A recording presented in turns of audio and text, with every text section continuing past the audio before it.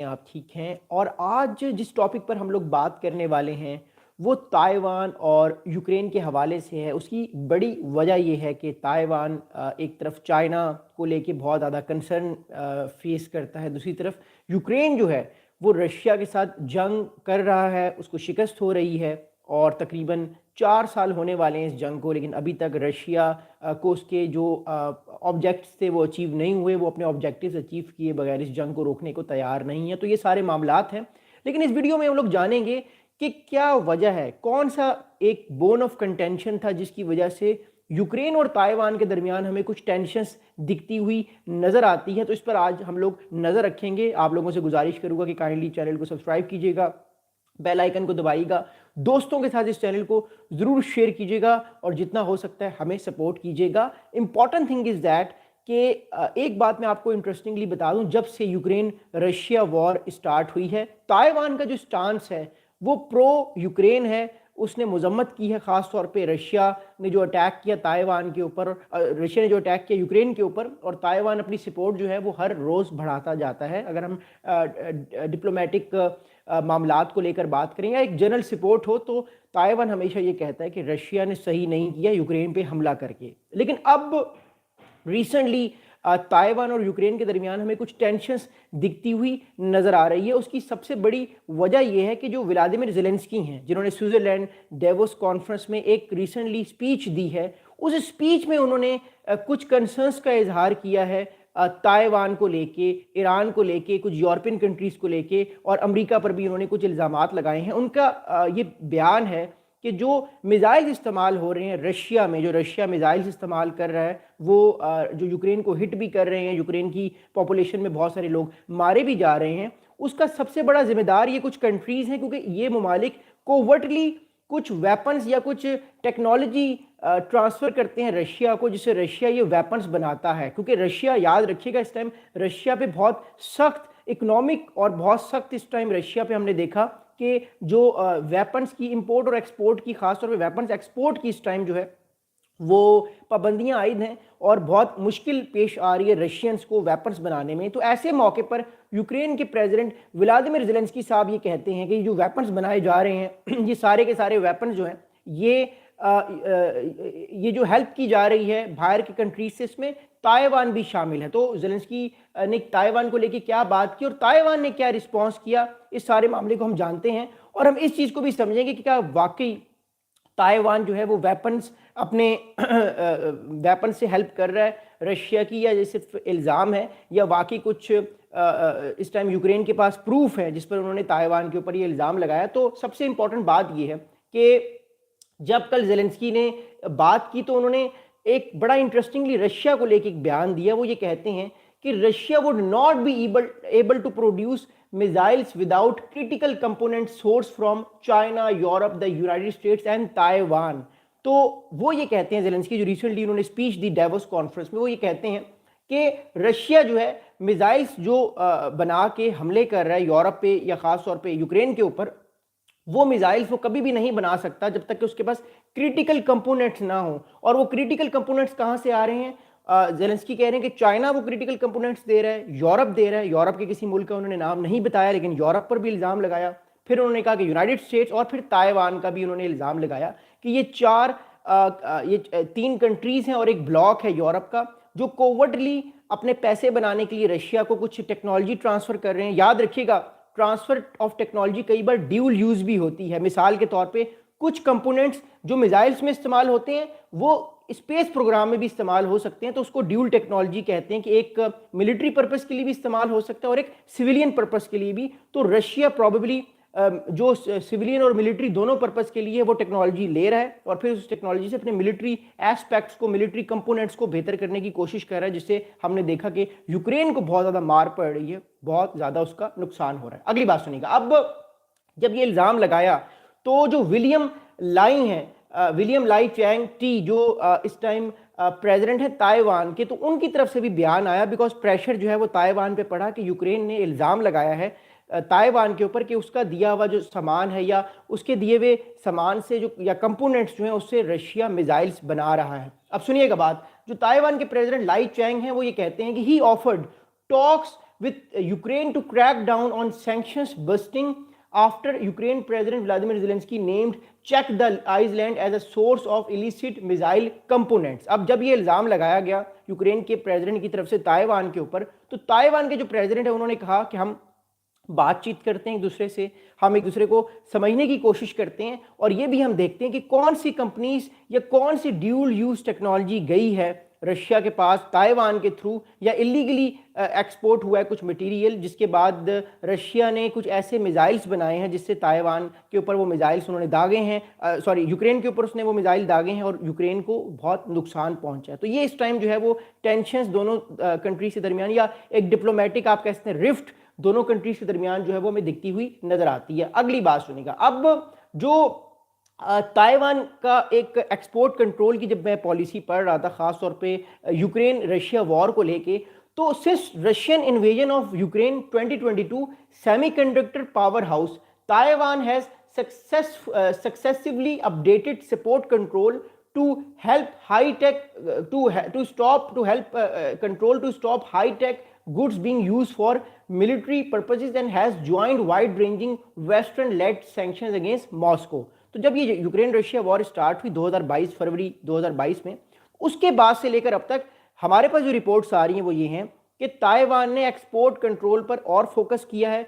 जो सामान रशिया में जा रहा था, खासतौर पे वो सामान जिससे रशिया अपनी ड्यूल यूज टेक्नोलॉजी इस्तेमाल कर सकता था, या तो अपने स्पेस प्रोग्राम में और उसी टेक्नोलॉजी से वो मिसाइल्स बना सकता था, उस पर और एक्सपोर्ट कंट्रोल किया है। और जो ताइवान है वो रशिया को इतनी आसानी से ऐसा सामान नहीं दे रहा। तो ये लीकेज कहाँ से हुआ है, ये सवाल पैदा होता है। तो उसकी वजह मैं आपको बताना चाहता हूँ। देखिए, एक्सपोर्ट कंट्रोल याद रखिएगा, दुनिया में जितना भी टाइट हो, एक्सपोर्ट की लीकेजेस हो जाती हैं। उसकी वजह यह है, कई बार ऐसा होता है कि जो ब्लैक मार्केट है, उस ब्लैक मार्केट में ये सामान बिकता है, प्रॉबेबली अफ्रीका के थ्रू, प्रॉबेबली ये जो मोर इम्पॉर्टेंटली जो है वो सामान इस तरह का जो है वो मिडिल ईस्ट में बिकता है, मिडिल ईस्ट की ब्लैक मार्केट में। वहाँ से ये कंट्रीज उस ब्लैक मार्केट से महंगा सामान खरीदते हैं और अपने वेपन्स फिर उससे बनाते हैं। एक तो बात ये है।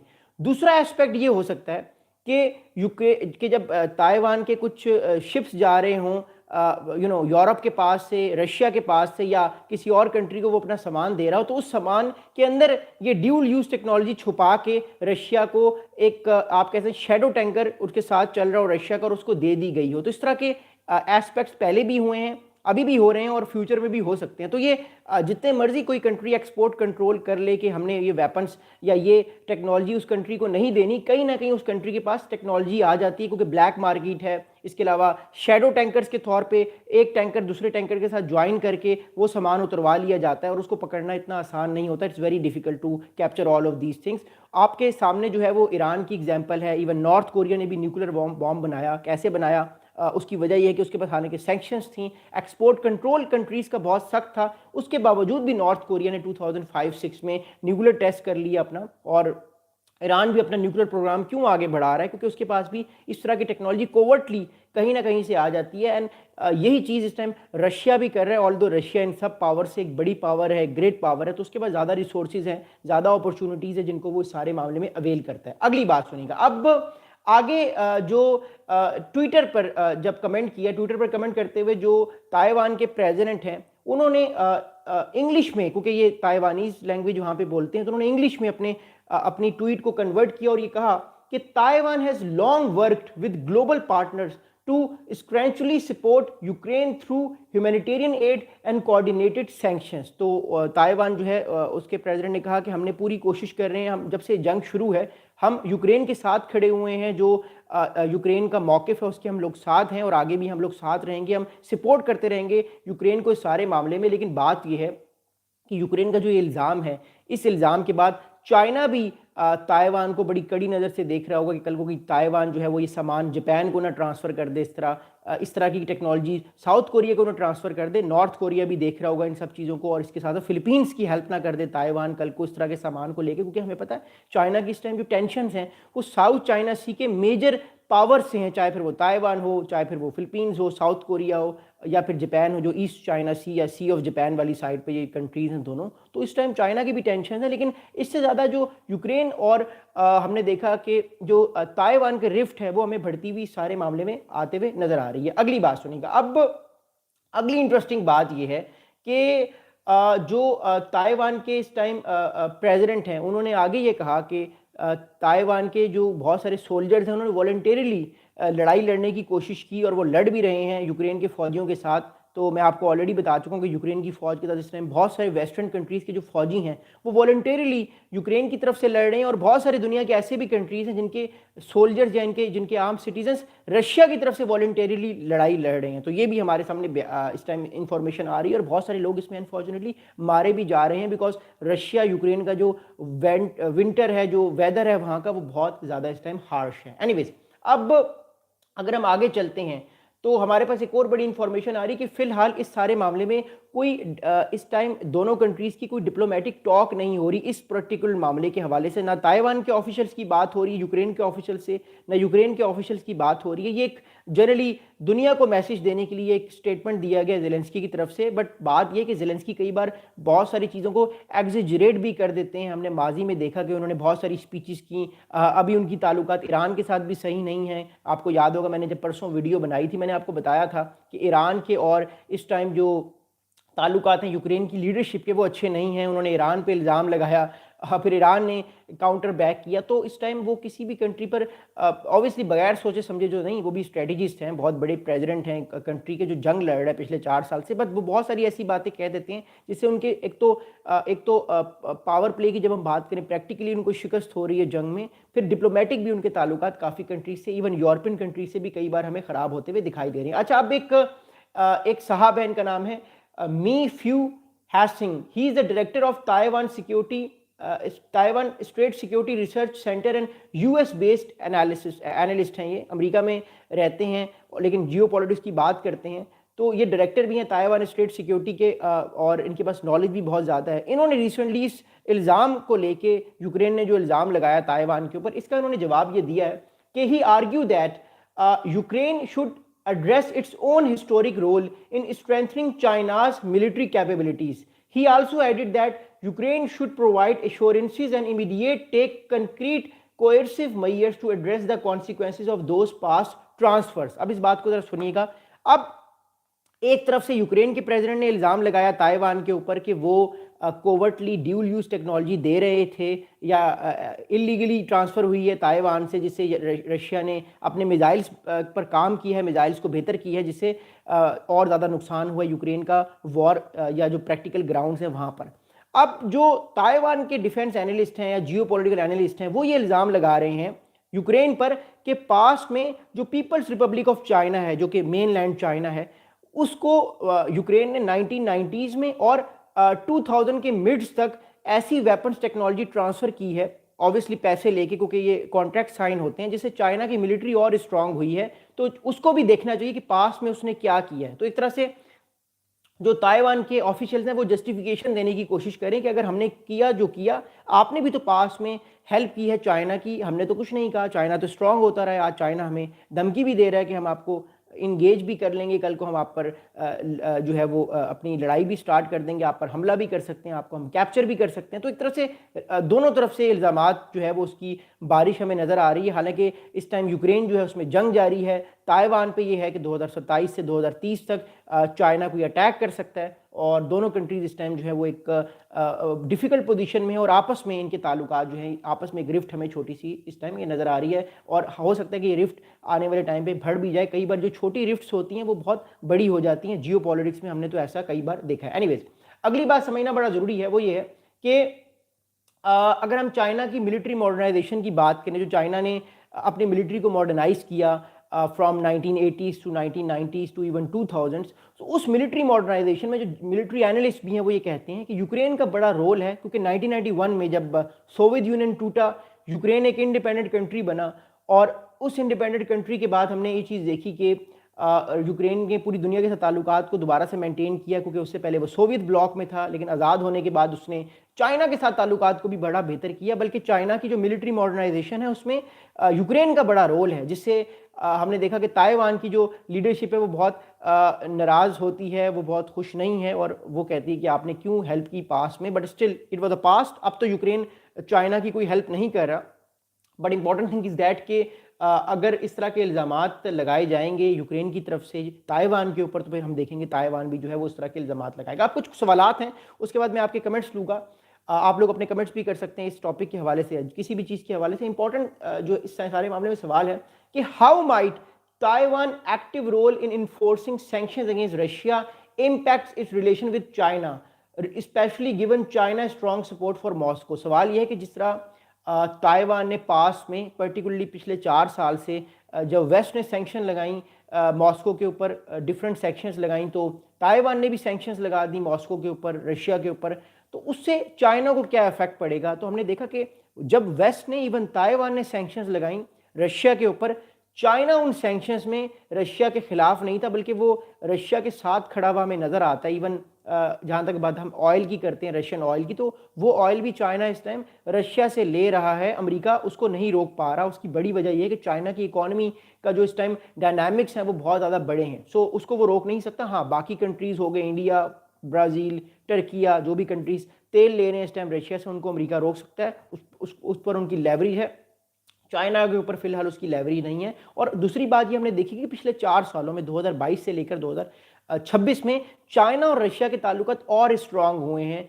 कोल्ड वॉर के दरमियान एक राइवलरी भी चल रही थी चाइना की और सोवियत यूनियन की, लेकिन अब वो राइवलरी खत्म हो चुकी है। अब ताल्लुकात बहुत अच्छे हैं, क्योंकि जो मेन एनिमी है या जो मेन एडवर्सरी है इन दोनों का, वो अमेरिका है, और उसके ही ग्लोबल ऑर्डर को ये दोनों पावर्स जो हैं वो चैलेंज कर रही है। चाइना कोशिश कर रहा है कि वो बाय इकोनॉमिकली चैलेंज करे अमेरिका को, Russia by force, by military American order को, या वेस्टर्न यूरोप में जो अमेरिकी अलाइज हैं उनके साथ इस टाइम लड़ाई कर रहा है, और उनकी ठीक ठाक जो है उनको नुकसान पहुंचता हुआ हमें नजर आ रहा है। दूसरा बड़ा इंटरेस्टिंग सवाल हमें नजर आता है कि how does Ukraine balance its diplomatic relationship with both Taiwan and China given its past military technology transfer to China and current cooperation with Taiwan. सवाल ये पैदा होता है कि यूक्रेन के ताल्लुकात ताइवान से भी बड़े अच्छे हैं, ये तो फिलहाल डिप्लोमेटिक रिफ्ट है, बट ओवरऑल बड़े अच्छे ताल्लुकात हैं यूक्रेन के ताइवान के साथ, और चाइना से भी इतने बुरे नहीं हैं। लेकिन चाइना पर भी इल्ज़ाम लगाता है यूक्रेन के चाइना रशिया की हेल्प कर रहा है इस जंग में।